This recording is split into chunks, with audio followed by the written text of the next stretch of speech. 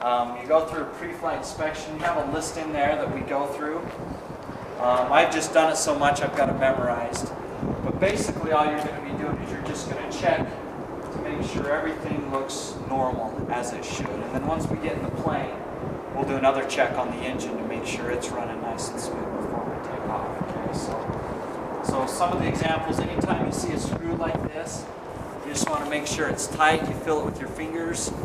You know, make sure it's all tight right here. You want to make sure it's nice and tight. And then this little screw right here, this little bolt, it's called, it has this pin in it, and it's called a cotter pin. And that cotter pin makes it so the bolt doesn't come loose. You want to make sure that that is present every time you check it. And there's a few places on the plane where that will be there. Okay, so. And now also one thing you're going to look at is anywhere there's a hinge. You want to make sure that the hinge is nice and secure and that there's no rocks or anything, there's no rust or anything.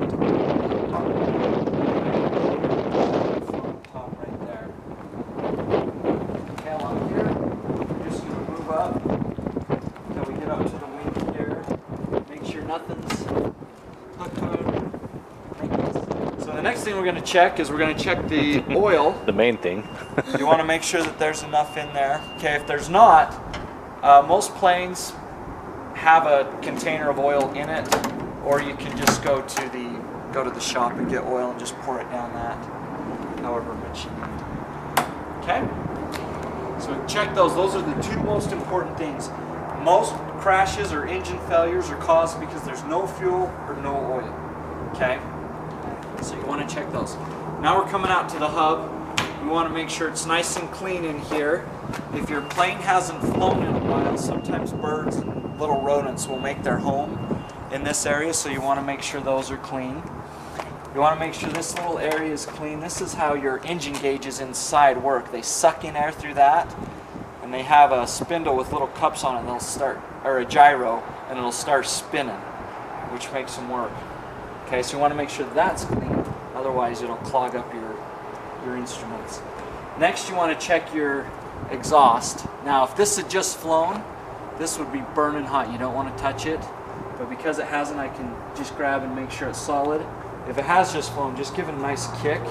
You just want to feel that it's solid. If it moves too much, there might be a crack in the exhaust, which could bring exhaust fumes into the cabin, and it could cause asphyxiation. Okay?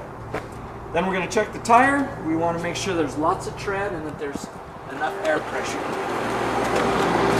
Yeah, empty weight with nobody in it, it's about 1,100 pounds.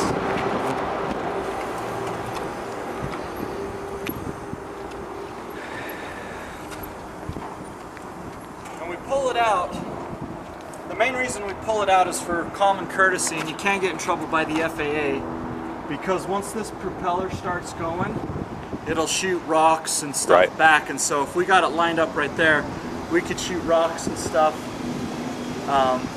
back, and it'll hit the other hangars planes and other planes. So this gives us a nice freeway. Okay.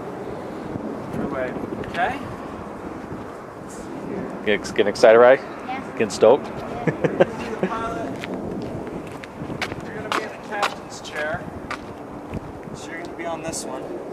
So you got to come on the other side. Do you want to come right here? Step right there. Step right here, and then step on this right up here. Okay. And get a picture of you, right?